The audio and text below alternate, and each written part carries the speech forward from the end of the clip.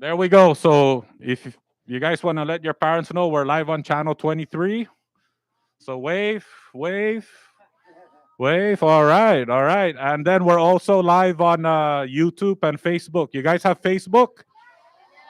You're not supposed to have Facebook at this age. All right. Good morning, everyone. Good morning, Kingfishers. I just want to let you know that the honor and the privilege is all ours for having you here at your house. Um, Sorry if I'm vaccinated. Don't worry. I'm a COVID survivor too. So, um, I'll go ahead and introduce the members that are here present with me. I'll start with the man on my right.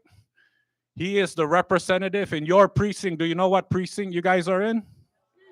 Precinct 2, which covers CK, Susupi, Finasisu, part of Aslitu also, right? Yes. He is Representative John Paul Palacios Sablan from Precinct 2. Please give him a round of applause.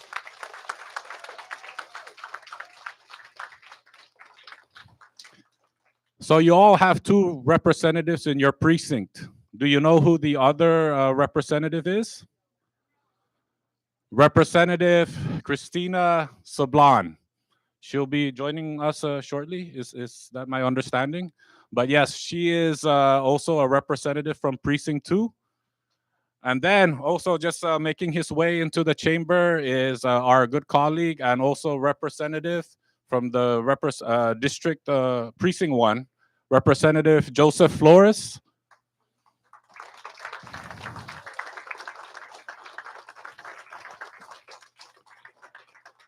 Precinct 1 is further south from your precinct, covering San Antonio, Dandan, Cobler, San Vicente, Finasiso, Aslitu, San Antonio, and Asgono, and all those other areas south of Precinct 2.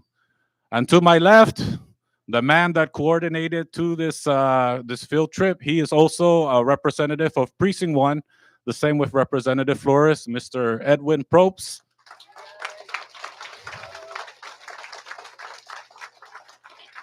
So thank you, colleague Probst, for taking the lead in coordinating this field trip. I know this is also a tradition from your former, I guess you could say, colleagues on your level. Every year towards the end of the school year, with the exception of the past 2 years because of the pandemic, this is around the time they have come for field trip. To Representative Probst's left is also a representative from Precinct 1, the chairwoman of JGO, Representative Selena Babauta.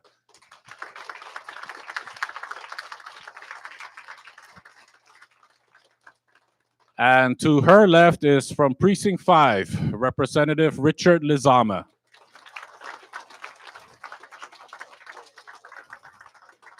You all know where Precinct 5 is? This is pretty much Cagman, part of Asteo, Papagu, and San Vicente as well, Asterlahi, and Canatabla. There you go.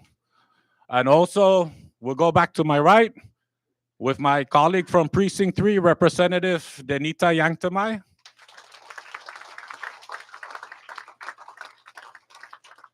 She chairs the Committee on Commerce and Tourism and Medicine. And to her left is also from Precinct 1, Representative Angel Demapan, who is the minority leader of the House. And also just walking in is also my colleague from Precinct 3, the Vice Speaker, Representative BJ Atao. Did I miss anybody else? Anybody else? No. All right. Big. Oh, there she is. Now just walking in. Long life. Our other representative from Precinct 2, Representative Tina Sablan.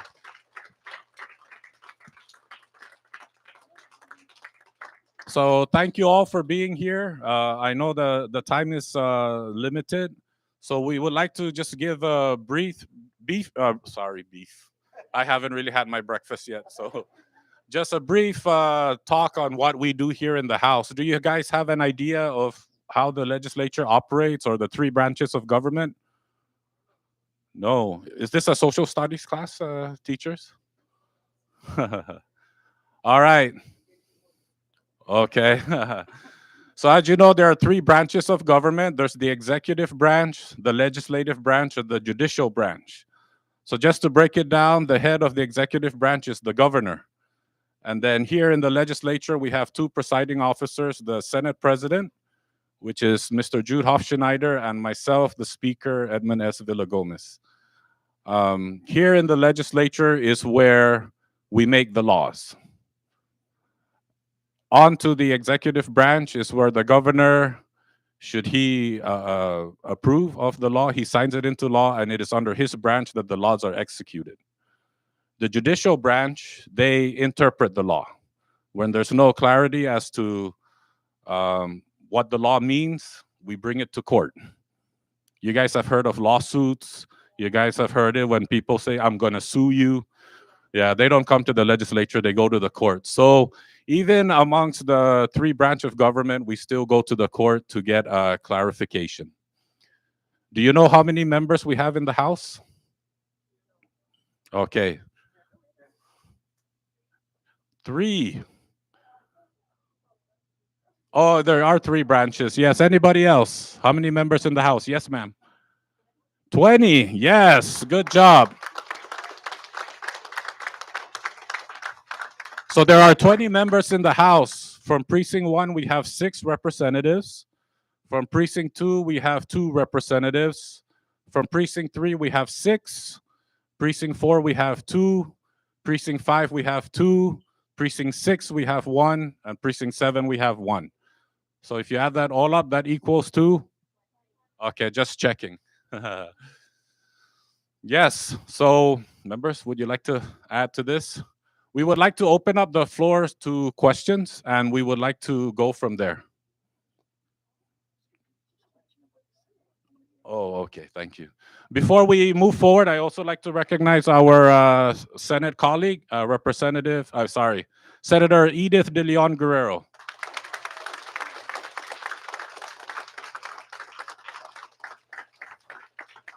So before we move forward to opening the floor for questions, I'd like to give a little background on the Senate. How many members do you think are in the Senate? Yes, sir. 5. No, go ahead, ma'am. Go ahead. 9, correct. Yes. So in the Senate, there's equal representation from each senatorial district, which is the senatorial district of Rota, Tinian, and Saipan and the Northern Islands. Each senatorial district has 3 senators, I'm sorry.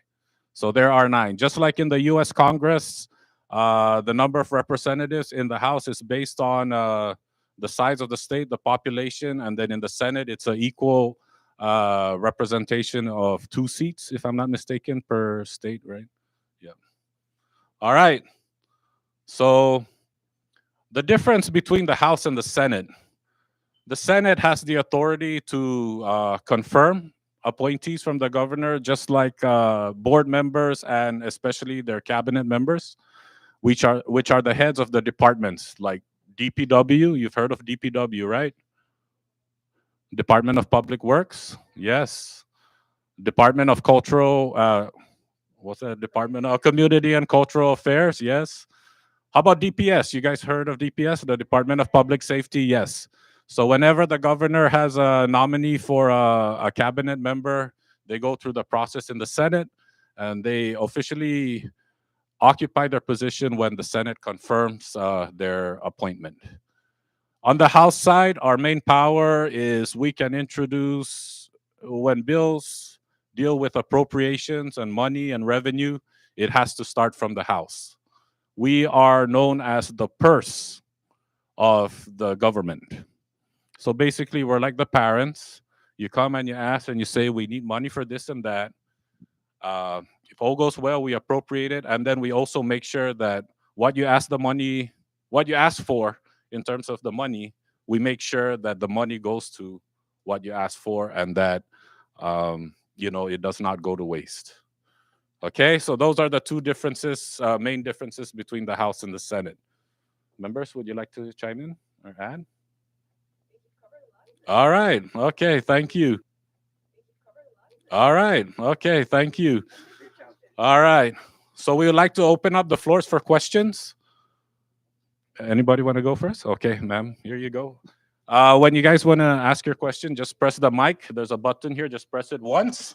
When you see the light go on, that means the mic is on, and you can ask your question so that everybody can hear.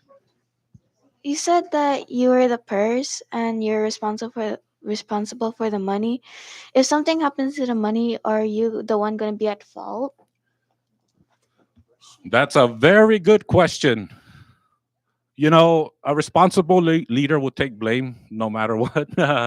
But it is our duty in the house that if something happens to the money that's not supposed to happen, then that's where we do the oversight. That's where we investigate. That's where we call people in and say, where did the money go? What did you do with the money? Why didn't you spend the money the way you asked for? That's our duty. And even from there, we can decide maybe moving forward, do we give them that money again for that purpose, or we make sure that the money is used for the purpose that has been requested. Are we good? All right. Thank you. Any other questions? And members, please feel free if you want to chime in to answer the questions. Yeah, what grade level is this? Fifth grade? Fifth, yes. Okay. Ma'am, go ahead. Press it once, and if the light's on there, it's okay. Um, if a civilian wanted to make a law, what do they do? All right. There's different ways to draft a bill. One of the ways is something like this. Just know that even if you are not old enough to vote, we represent you. So some of the ideas that come out regarding laws, it's sometimes the outcry from the public, what needs to be done. We also do our own research. We have support staff that help us out. And even when we run, while running and campaigning, we see issues in the precinct, in the CNMI wide, and we try to address those issues by the authority given to us by the Constitution by introducing laws. So we do research from the beginning. We also hear from our constituents, both young and old, and we go from there. So it's not just limited to just us being here, but also mainly what's going on in the public in all aspects, whether it's the economy, education, health, public safety, and other social issues. Is that answer your questions? All right. Before we move forward, I also like to recognize our representative from Precinct 3, Corina Magofnia. Senator Edith. Yeah, you know what? I can't help myself, but I have to say this. You're from William S. Reyes, right? Well, guess what? I'm also a student of Chalancano Elementary School before they changed the name. Yay! Yeah. So I hope one of you becomes a senator in the future. Okay? Yeah, because you guys are very smart. I'm so happy to see you. You remind me when I was actually second grader from Chalancano Elementary School. So I know you guys are fifth graders, but he just reminds me of myself when I was a fifth grader also. So yeah, welcome to your house. Okay, awesome. All right. Any more questions? Yes. What do you have to do to like become one of the legislature's members? Okay. Good question. The Constitution has requirements for individuals that want to run for office. In the House, you have to be at least 21 years old. You have to be a U.S. citizen. You have to have lived here for 3 years straight before you can run for office. Of course, you have to be clear with any serious crimes. You cannot have felonies, if I'm not mistaken, to run for office. And you also have to be a registered voter. Also, like if you're going to run in precinct 3, of course, you have to live in precinct 3, vote in precinct 3. You cannot live and vote in precinct 3 and want to run for precinct 1 unless you're going to move there and make that place your new residence. Yeah. In the Senate, it's 25 years old and 5 years, and everything else. You have to be U.S. citizen, a registered voter in the CNMI. The senators are voted island wide by their senatorial district. So with each of us, like myself in precinct 3, the people that can vote for me are only those that vote in the precinct, which is half of Capitol Hill, San Ductasi, Garapan, Oliai, San Jose, Chalan Lao, um, yeah, and everything in between, Mount Pocho too. So people from precinct 1 cannot vote for me. However, like Senator Edith, everybody from every precinct on the island of Saipan can vote for her. Yes, sir.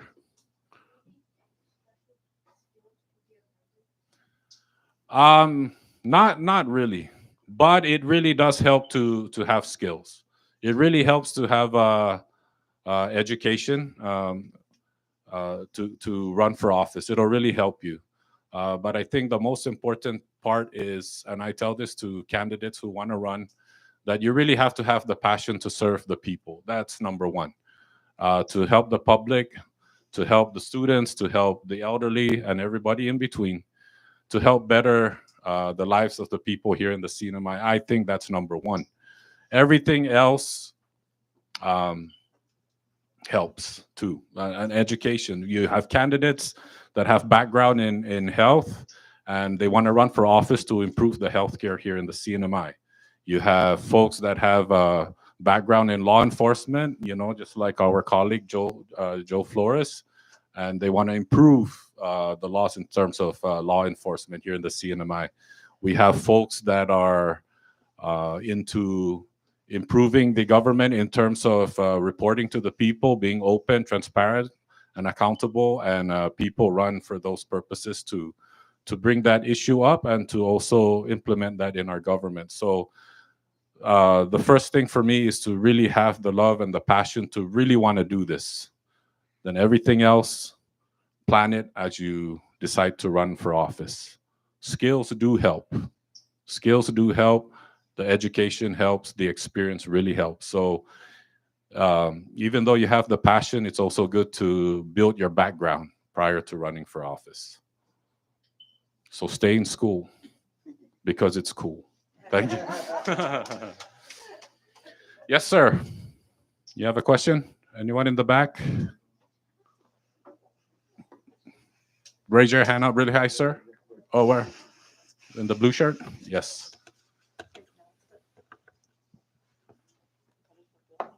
What if, what if a bill passes and I don't agree with it? And that's a very good question. When a bill is drafted, we introduce it in the House. Then the Speaker, myself, will refer it to a committee. So in that committee level, they do what they need to do to look into the bill. And part of the process is public hearing. And also they solicit for comments. So if it's something that affects the schools, of course, they'll solicit comments to PSS, or we'll hold public hearings and we'll call people from PSS and they'll come and testify and put in their public opinion in terms of whatever bill is being drafted that affects PSS. Also, during the sessions, we have a part of the agenda that's called public comments, where we allow the public 5 minutes to comment on whatever is on the agenda. It also doesn't hurt to write your own letters or to call your own representatives or senators to register your concern for the bill. And we do take all of it into consideration when making the decision whether to pass it or to not pass it. So when we say this is your house, this is really your house. Your voice matters. Yep. Representative Tina. Thank you, Mr. Speaker. Welcome, WSR Kingfishers. Thank you for visiting your people's house. I just wanted to add to the speaker's already excellent answer to the two questions that were asked. How does a regular citizen push for a bill to get passed? And then what if you don't like the bill? So as the speaker said, there are opportunities every step of the way. You are citizens of this community. We represent you. It is one of the special skills, I think, that is also really important for anyone that represents you in the legislature is the ability to listen. And we don't always have the answers. We don't always agree in this house either. But we do have an obligation to listen to the people that we represent. And there are steps every single there are opportunities every single step of this process for you to make your voice heard, whether it's in the public comment period process, letters to the editor, letters that you might write to your representatives or petitions. And then there's another process that's provided in the Constitution where citizens can also just take it into their own hands and either pass legislation or repeal bills that have been passed that they don't like. And that's through the referendum and the initiative process. And not that long ago, less than 10 years ago, so maybe before some of you were born, there was a popular initiative that was mounted to apply the Open Government Act to the legislature. And some citizens circulated petitions. They got it on the ballot. They had to get enough signatures from other citizens who wanted that bill to get it on the ballot, and people voted on it and it passed, and it is still a law today. And there's a similar process if you don't like the bill to again circulate petitions, get signatures on the ballot, get signatures for the petition to put it on the ballot, and you can actually repeal a law, undo a law, if that's something that the people really don't agree with. So there is that part of the process too. Thank you. No, I just want to also join the speaker and my colleagues and welcome you guys, Kingfisher, here. I must also say I went to WSR Elementary School at that time. It was called the Blue Jays, home of the Blue Jays. This time it's called home of the Kingfishers. So give yourself a round of applause, Kingfishers. I must say that I still see a lot of faculty and staff that are still here in the family of WSR, and I see Miss Flores up back there. I see Mr. Stanley Limis. Could you imagine? I was still an elementary student and they were there. That was like 30 plus years ago. Give them a round of applause, please. Thank you. Thank you. And colleague JP, right? They still look the same. Yeah, right. Yeah. Just to also add to Representative Tina, you know, you also have the right to protest. So I'm sure when you drive down the road with your family, you see wavings to promote awareness and whatnot. You could also use that public forum to make your voices heard in terms of whether it's legislation or what's going on in the government. Yes. Representative Yanktamai, everybody. Hi, good morning. Welcome, everyone. I also was a student at your school, but it was not called WSR or Blue Jay or JJ. It was called Chalancano Elementary School. Welcome. And if you don't know, Rep Yanktamai and Senator Edith were classmates. I'm just kidding. All right, the floor is still open for questions. We'll come back to you. Can we give more for now? Anybody else?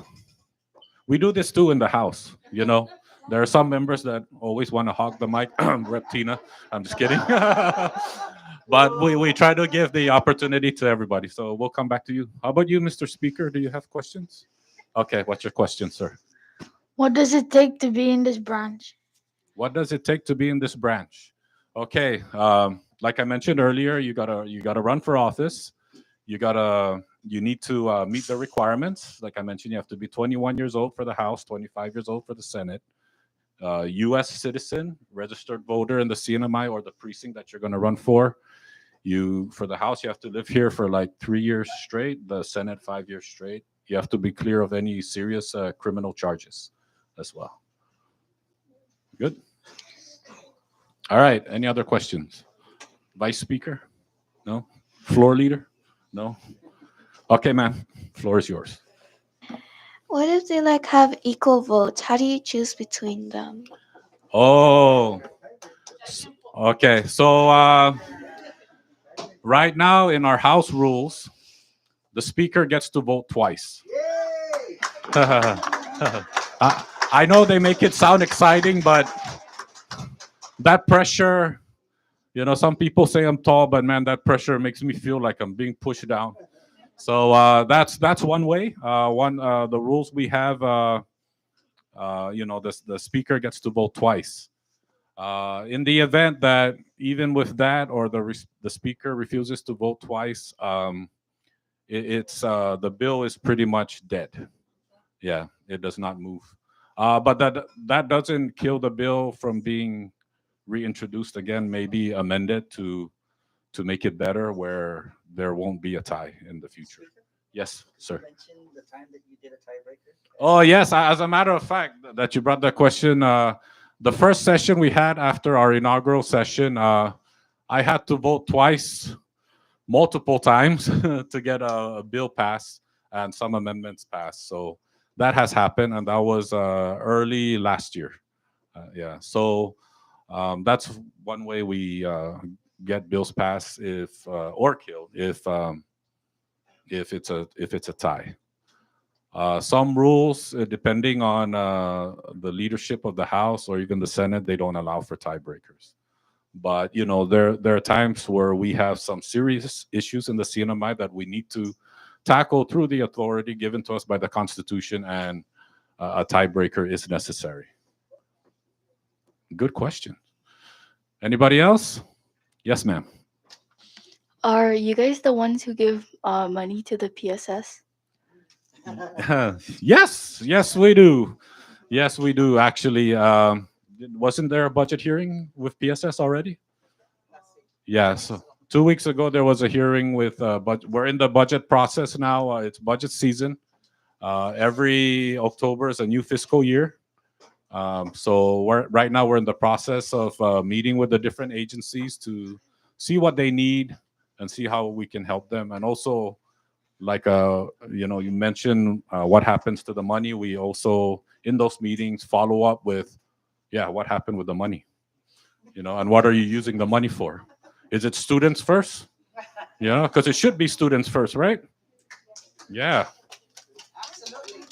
Come on, clap your hands, everybody.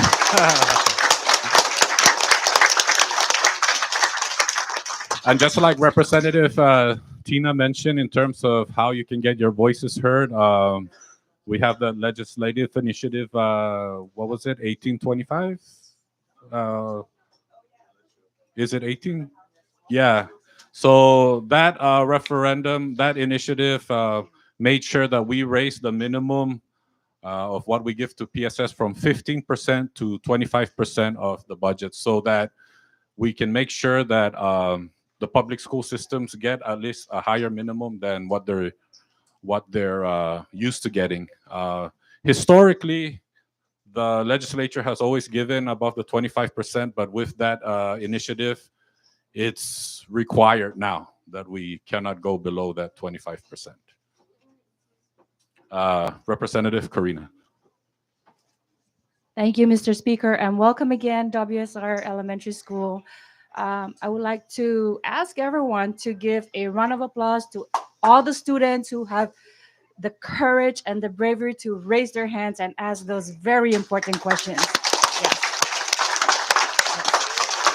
Because I can tell you one thing right now, it's not always easy to be in a big setting like this and be able to raise your hands and ask questions, because sometimes you feel like maybe your questions are not important, or so I would like to acknowledge those of you who had the courage to raise your hands and ask those questions, because no question is a bad question or a dumb question. Every single one of you have an important voice, and so please remember that, okay? Never ever feel that your voice is not important or your questions are not important, because they are.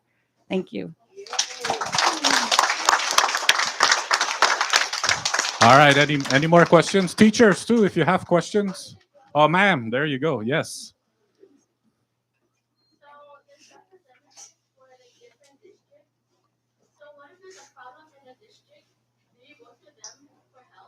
Yes. As a matter of fact, even though we were elected by the different precincts, we do help each other. We do help each other. Um, we at least on my end, I try to give the courtesy. Like if a constituent from precinct 2 calls my office, I try to give the courtesy to like Representative John Paul or Representative Tina, since it's their precinct, and if they need my assistance to carry out whatever that concern is, then we all help each other. As a matter of fact, um, it doesn't matter what the precinct is, but when we're in this office, when we're in this house, even though we represent different precincts, we actually represent the CNMI wide as a whole. So we also have like a sub legislature. It's called the Saipan Northern Island Legislative Delegation, and the funding there deals directly with that senatorial district. So Rhoda and Tinian, also they have their legislative delegation, and Saipan and the Northern Island does. So like projects in the village where they pave roads, build bus stops, build basketball courts, um, put speed bumps, etc. That usually is tackled on the legislative delegation level, and because it deals directly with the senatorial district. But to answer your questions, yes, usually, at least on my end, I give the courtesy to the representatives of those precincts, and if they do need that help, we do help. Doesn't matter what the precinct is. We're not limited to stay in our lane, as they say. Sir. Oh, ma'am, I'm sorry. Where's the governor? Where's the governor? Okay. Again, the governor, like I mentioned, there are 3 branches of government. And so you're in the legislative branch. And so you're here with your legislators, the senators and the representatives. The governor is at his branch, the executive branch. No, I think that is a good question because some people don't understand the how it's set up. I know there are some constituents out there, some students out there that think government and everybody's under one building, but it doesn't work that way. The governor is most likely at his branch, which is just down the street here, the executive branch. Yes. Oh, I also want to recognize a former Kingfisher.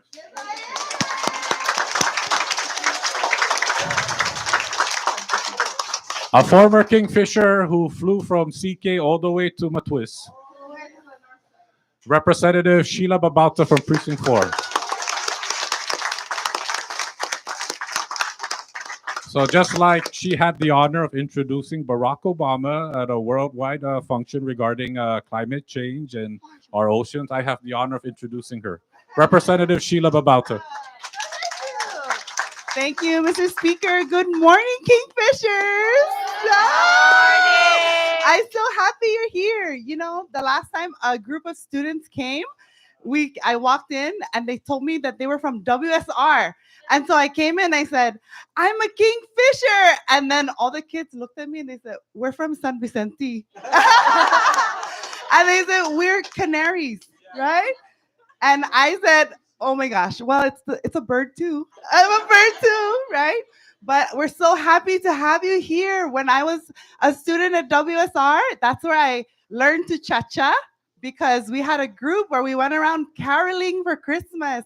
At WSR, I won my first contest. I won an art contest when I was at WSR. Yeah.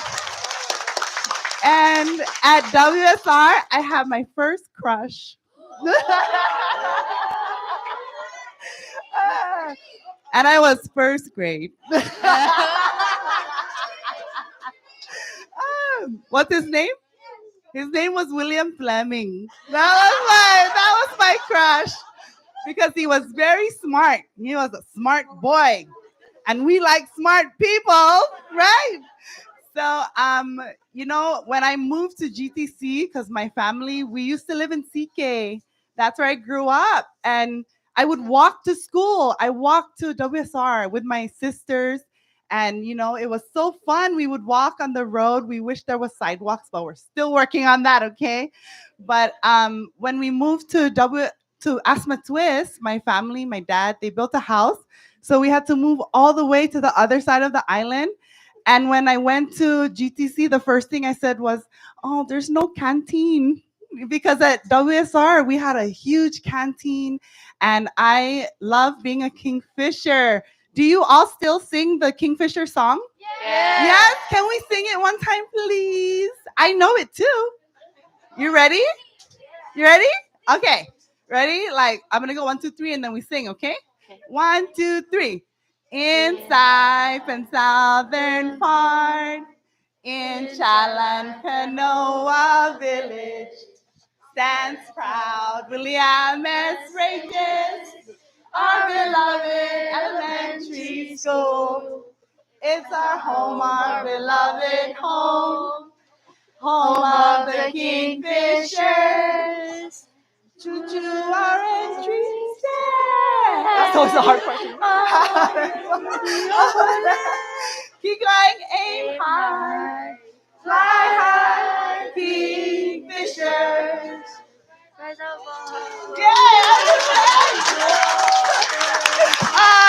so great. Oh my God, I was so nervous. And over the weekend, I had a really great weekend. You could tell my voice. Well, thank you so much for being here. My office is over here. We can't wait for you all to walk the halls. We're working on making it even more exciting. Our walls are very white in here, but we hope one day we can get art on the wall from artists like you. I'm sure we have a lot of artists here. But I'm over there on the other side, and I can't wait for you to come visit my office, okay? Thank you for being here. I like to recognize the presence of Representative Vicente Camacho from Precinct 3 as well. And I just like to thank Representative Sheila Babauta. You know how I was talking about open, transparent, and accountability. Thank you for being very open and transparent. And we're live. We're live. So we're live. So yeah. So yeah, I think your mom knows and your dad knows now. Yeah. Did it have to do because his name's William and the school is William S. Reyes? Oh. She was the keynote speaker for the NMC graduation, by the way. So if you need a keynote speaker for your graduation, okay, yeah, congratulations. All right, any more questions? Are you sure? Oh, again, ma'am, I like your questions. Yeah. Future representative over here. Who takes over if one member is absent? When a member that's a non-officer in the House, and when I mean officers, we have 3 officers. Well, you can say 4 too. We have the speaker, the vice speaker, the floor leader, and the minority leader as well. But in the event that a regular sitting member is absent, usually they just notify the speaker that for whatever reason they're not going to make it to the session. That's it. As the speaker, if I cannot make it for a session, or even if there's no session, I put out a memo delegating my authority, which is usually automatic to the vice speaker, Representative BJ Attal. And if he's not available or he's off island for whatever reason, the authority passes down to the floor leader to be the speaker. So that's how it goes. Yep. Any more questions? Yes, ma'am. Is there a limit on how long you can be a representative? No, there is no limit to how many terms you can serve as a representative or a senator. But for governor, it's only 2 terms. For mayor, it's only 2 terms. So, good questions. Any more? Teachers, students, you guys have questions up here? Where, ma'am? No, go ahead. Go ahead. All right. Anybody else? Oh, okay, ma'am. Go ahead.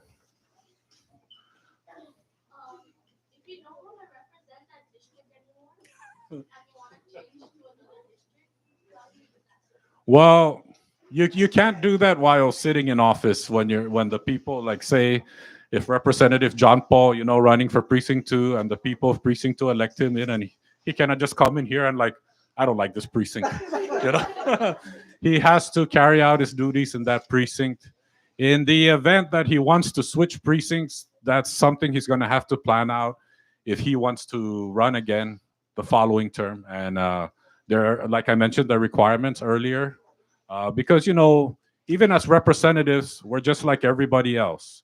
Sometimes we move to a different village, and if we want to continue representing the people, we have to follow the laws that are in place. So, like for me, for example, I live in precinct 3, and if my family and I decide to move to Dan and I still want to run for office, then I'm going to have to try to run for precinct 1 and meet the requirements that I have mentioned earlier. Yes.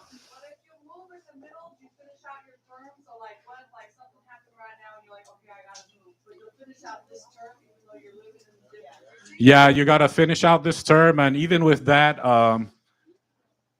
in the process of moving, you got to try to move as slowly as possible, because we have constituents, that we are public figures, so we are like property of the public, and they really keep an eye on us. So there have been issues of concerns being brought up that, hey, we see this representative who's supposedly from this precinct, but we see his car always going to another precinct. So something to look into. So but yes, we got to finish out the term before we um, change election districts. Yes, Representative Selena Babauta. Thank you, Mr. Speaker.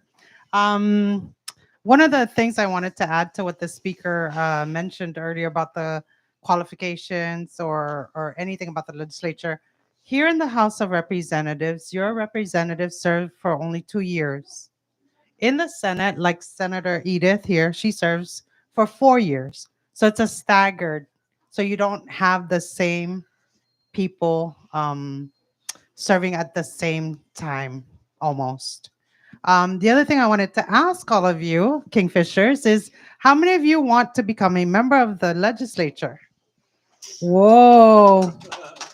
Looks like we'll be mentoring you guys. I want to be a speaker. Congratulations. It's an important civic duty to serve, and it's an honor. It's a privilege to serve all of you. As the speaker mentioned, you have to be elected. So I want to encourage all of you to continue your education, stay in school, do your best in school, study hard, go to college if you can. We have our local Northern Marianas College you can take advantage of. And there's really no reason not to go to college. I want to start imparting that and encouraging that in your minds. There's no reason not to go to college here in Saipan, in the Marianas. We have scholarships available for all U.S. citizens to attend NMC. So stay in school, go to college, finish your education, and come back and serve your community. I want to encourage you guys to continue having these field trips to get to know and interact with your leaders. I hope you do so for the judiciary as well and the executive branch, because it helps you to understand how each branch plays a role in your lives in the community. So I want to thank you guys for coming, and we look forward to future visits from you guys. Thank you. Question? Yes, ma'am. Sorry. What if, like, if you're in the middle of your precinct and, like, the people, they want to kick you out, like they don't like you anymore? That's a very good question. If for whatever reason, and I'm pretty sure if it's nothing criminal, then it's part of the process is you wait for the next election, and that's where you let your voice be heard. don't vote. They'll probably not vote that candidate or that representative back in.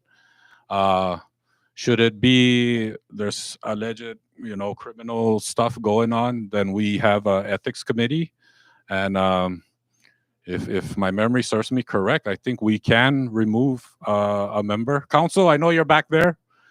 Yes or no? We can. Yeah, depending. Yeah. So we consult with our legal counsel to make sure. But in the event that something really bad or a member has committed something really bad while still in office, we have a process to remove that member. And then um, if it's less than a year left in the term, the person that gained the second highest vote automatically comes up. So, like for example, in precinct 2, there's 2 representatives, and say in the event one of those representatives gets removed and there's or steps down, and it's less than a year, then the person that came in number 3 automatically ascends if that person wants to serve. If it's more than a year, there's a special election. Yes. So do you remember what I was saying about how there's also this process in the Constitution where the people also have the power to make laws or repeal laws? There is a process as well for the people recalling an elected official that they don't like anymore. So it's kind of a similar process, right? You collect enough signatures, you say, shall this person be recalled from office? And if enough signatures are collected, it goes on the ballot and the people have a chance to decide. But for like members of the House, like, as it was mentioned earlier, it's a very short term. And so, and it can be time consuming to collect signatures. It's hard work sometimes for petitions like that. So the next opportunity for people to make their voices heard would be, like the speaker said, at the election. Thank you, Representative Tina. Any more questions? I like these. All right, ma'am, go ahead. Just press it once. How old do you have to be able to vote? 18. You have to be 18, U.S. citizen, of course. But even in the, you don't have, well, not only the 18, but even in the year that you're turning 18, because, like myself, for example, I'm born in the later part of the year I was born. So I registered to vote at 17 before I left for college. But I was allowed because I was turning 18 that year. So in the event that you have to join the military or go to college or move off island to experience life and build your experience and education, the year you turn 18 you can register before you leave. So 18 years old. Yes, ma'am. Yeah, go ahead.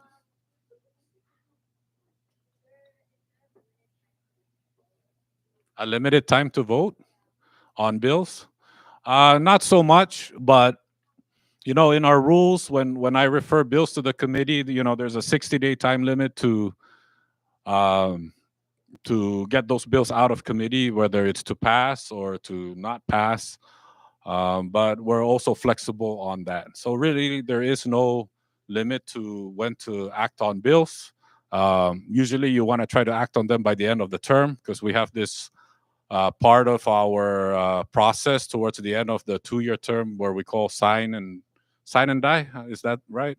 And that's where we close business. So once we close business, every bill that's in a committee or a calendar that we haven't acted on, communications and whatnot, it's closed to welcome the new term that's coming in. Yes, ma'am, you have more questions? You said you had 3, right? 2, okay.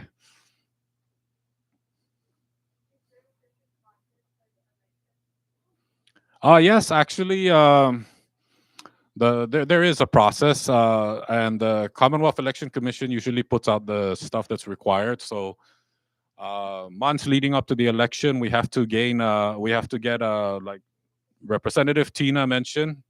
One of the process is petitions. So for the precinct level, a candidate has to get at least 100 signatures now. It used to be 50. And the senators are how many? 200 now. It used to be 100, right? If I'm not mistaken. So that's one thing. And then the Commonwealth Election Commission certifies those signatures, and then they certify you as well. You need to have a committee, at least officers, a chairperson, and a treasurer in your committee to file the important documents to turn in so they can certify you as a candidate. And then, of course, during that process, you want to go campaign and visit people in your precinct, or if you're running island wide, visit as many homes as you can, campaign and convince people to vote for you. Sir, you have questions? No questions? Okay. Ma'am, go ahead. How long does it take to get elected? Like Representative Selena Babauta said, we have 2 years. So that's how long it takes. If you're going to plan to run, you want to plan ahead of time. We have some candidates that just plan like maybe 6 months out from the election. But, to have an effective campaign and to make sure you have enough time to do your research and reach out to the people that vote in your precinct, you want to maximize and use as much time as you have. So, yes. Any questions over here? Oh, sir, go ahead. Do you guys vote for what person to go for what precinct? Oh no, we of course as representatives we can vote too. We can vote for ourselves if we want. Um, but if you're asking, can members vote? Also, we can vote, and even the members in that precinct can, they can vote for each other. As long as if we're looking at the House of Representatives, yeah, we can vote for others that are running in our precinct as well. Yes, ma'am. If there's a problem with the money and you can't find out what happened to it, what happens then? Anybody want to tackle that? If we don't know what happens to the money, then what happens then? Like, the appropriate the budget process.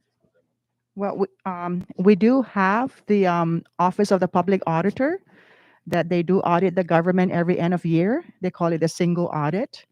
Yeah, so you see that information, that report from the OPA's office, and they're going to show all the money and how the money is spent. And if there's anything that's wrong, they'll also report it on the report. Okay, thank you. Again, we also investigate, and then there's also the Attorney General's office as well. That the Attorney General is also one of the highest enforcing officers in not the legislature but the Commonwealth. Yeah. Rep Tina. Yeah, just to add to that, so the Attorney General's office has both a criminal division where they can prosecute crimes if there has been criminal activity related to public funds, but also there's a civil division, and if public funds have been misspent in some way and have to be paid back, that civil division can also try to collect that money back. But thank you, great question. Good question. Okay, Speaker. Can members impeach? Can members impeach? That's actually, yes, a good question. And we, okay, Rep Salida, you want to answer? Thank you for that question, Mr. Student, Speaker. Yes, according to the Constitution, the House of Representatives, this body right here, has the authority to impeach a sitting official, not only the governor, but also any judge. And yes, to answer your question, we did impeach the governor. I think you may have heard about it in the papers, and that's probably why your question came up. But yes, we do have the authority, according to the Constitution, to impeach any sitting official elected. That includes like I said, the governor, the judges, the attorney general. But this is a long process, and it's not an easy one. We do conduct investigations and oversight before we act on any impeachment. So thank you for that question.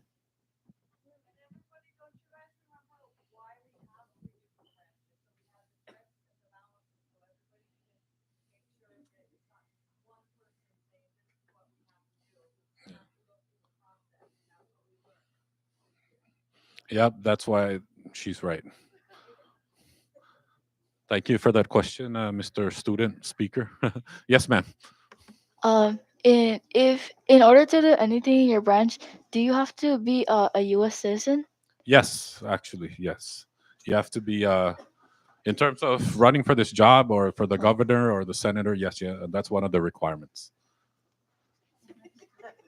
But in terms of exercising your rights, in terms of free speech and all that, no, you don't have to be a U.S. citizen. If you're if you're living in here in the CNMI and you see there's something wrong, whether your community needs sidewalks or you don't like how the government's running or you have concerns about the schools, you can still exercise your rights to speak up. Yes, ma'am.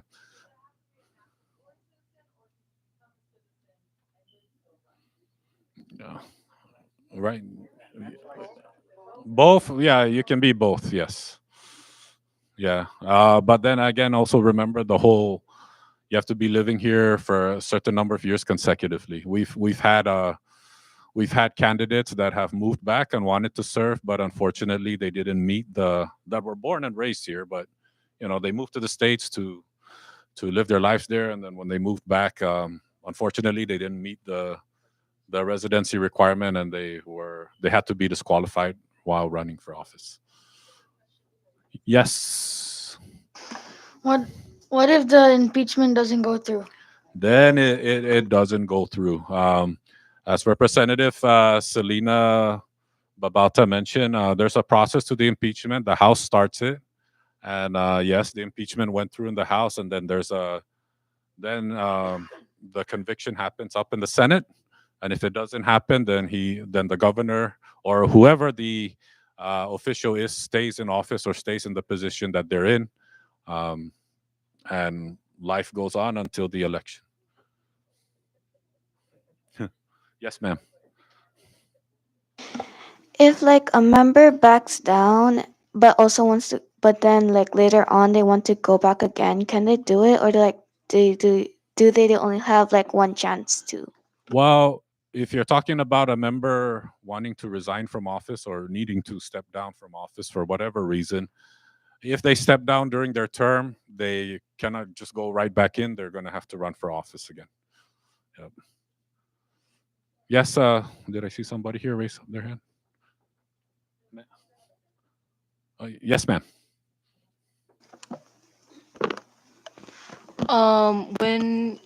When a person gets kicked out, do you just give them the news and they're immediately kicked out, or you have to give them a reason why they're kicked out?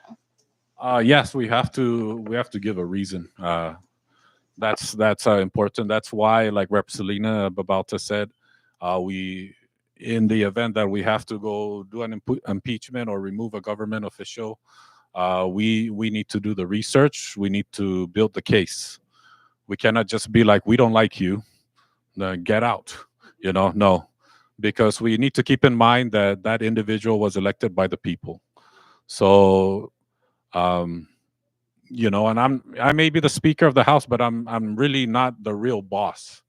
At the end of the day, it's the people that are the real bosses of all of us. So, yes, once we build the case, do an investigation and whatnot, then of course that sitting member will be notified with enough time to step down. Is that good? Yes, sir. Why do we need to be 18 to vote? That's a very good question. That is a good question. I think there's a lot of psychological research going through that at 18. Um, that's the only way I can answer that question because, I mean, when I hear stories of our elders back in the day when they were 14, they're living like adults. Some have families really young, and they did a good job, being adults at that young age. But I guess anybody can answer that. Why 18? It's a very good question. I guess it really too depends. We have laws that you have to be 21 in order to drink alcohol, but some countries it's 18. So we have 16 years old to get your license. Some countries it's 18. So, yes, Karina, when you I think one of the reasons why you have to be 18 is because the law legally recognizes 18 years old as an adult for many reasons. And that's why you have to wait till you're 18, unfortunately. Um, because the law implies or thinks that people are more mature in terms of their thoughts and decision making at 18 and older. That's when you begin your adulthood. So I think that's the reason why. And I just want you to know that just because you're under 18, and every single one of you, if you have some, some issues or concerns or interests that you would like to raise, or you don't agree with the things that are going on in our community right now, don't ever get deterred. There are other ways to get your voices across, and one of that is speaking to your parents, your elders, your brothers and sisters who are of age and can vote. This is the time. It's never too early, it's never too late. If you have any issues or concerns that you would like to voice, please go and talk to one of the adults and share your concerns and let them know why you feel very strongly about something, because they can vote. Until then, before you turn 18, it's you could still talk to other people, and feel free to come into our offices and pay us a visit and share with us what you're thinking. Okay, if you can find a ride here. And I'm not sure, maybe some of you already have social media accounts. Many of us are on social media right now. So if you have access to social media, or maybe not you, but your siblings, your older siblings, your parents, feel free to reach out to us through social media. We have, many of us have accounts. You can private message us, and then you can schedule a time to come in and speak with us one on one if you really want to be heard. Okay, so don't ever get discouraged just because you're under 18. Okay. Thank you, Representative Magofnia. And yes, even forums like this, like I mentioned earlier, even if you're not old enough to vote, we still represent you and your voice does matter. Yes, ma'am. Like you said, when you're like 17 and you're turning 18 that year, is Yeah. it the same when you're 20 and then you're turning 21 that year? Are you still able to become a member? I think so. I think so. Yes. Um, I think so. Uh, I don't think it's ever happened, but I think, yeah, I think so. Yeah, yeah. How about if the 21 in December? Oh, okay. Yeah, you'll be 21. Yeah. So I think, right? Oh, you have to be 21 before the election day? Oh, okay. So there it is. You have to be 21. So usually elections are in the first week of November.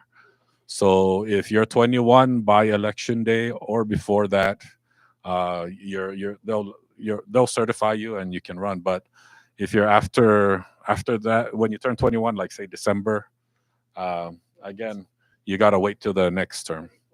Yeah, I don't think it's ever been tested, but yeah. But thank you for that, Vice Speaker.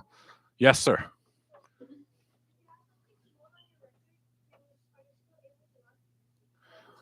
If it's like I said, it depends on the crime, right? Misdemeanors, those are usually, they're still crimes, but they're not as serious as felonies. So if the category is a felony, I don't think you can run. Right? Yes, ma'am. Do you need any education? What educational background do you need to become one of the members? Um, really, in the Constitution, education is not really required, but it's very strongly recommended and suggested, especially if you want to, like I mentioned earlier, fix an aspect of our community in terms of a certain area. I mentioned like we have members that want to run because they want to improve the healthcare. So if that's your goal, it really helps to have a background in health, whether you're a nurse or you study public health administration, etc., or you want to revamp and improve our law enforcement. It helps to have a background in being a former police officer or having an educational background in criminal justice or being a lawyer and whatnot. So um, the requirements to run for office is it's all in the Constitution, and they don't require that you have to have a bachelor's degree or a high school degree. I think the reason behind that is they feel that the people should have more flexibility in terms of choosing who they want to represent them. And if you as you get older, you'll study about world leaders that were once in prison and all that stuff, whether they were rightfully prosecuted or not, but they have served their people well too. So, any other questions?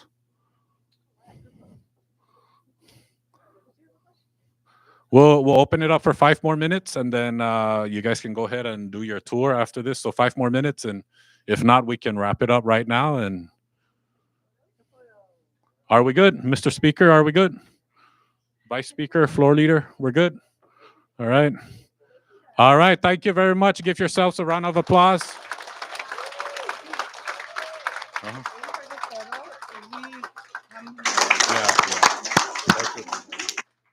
All right.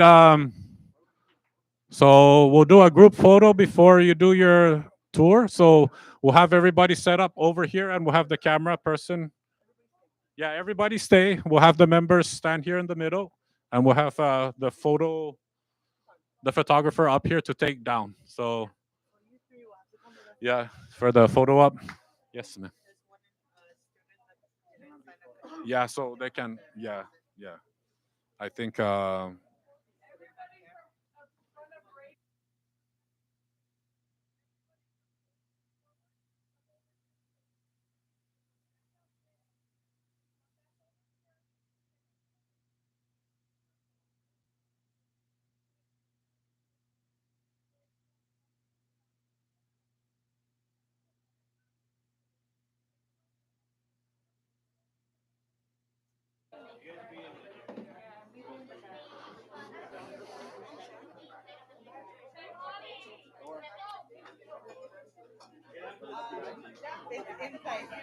You want to have some of the students in here too?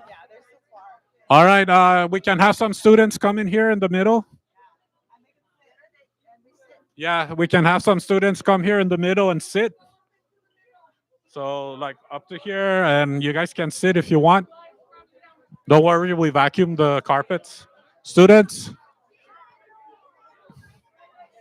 you guys can sit or squat or kneel.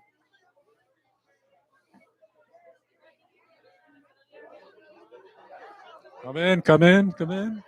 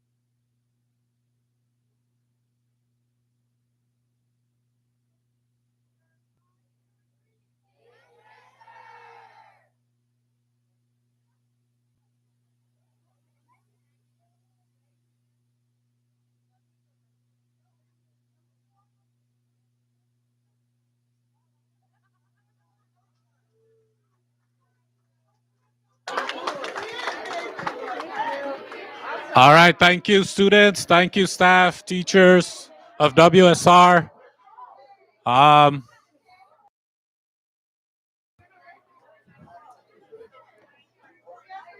We'll have the LB staff organize the tour. So you guys will be lining up and walking around the buildings. Thank you, thank you. Here we go, found it. Right on. Go to your teachers.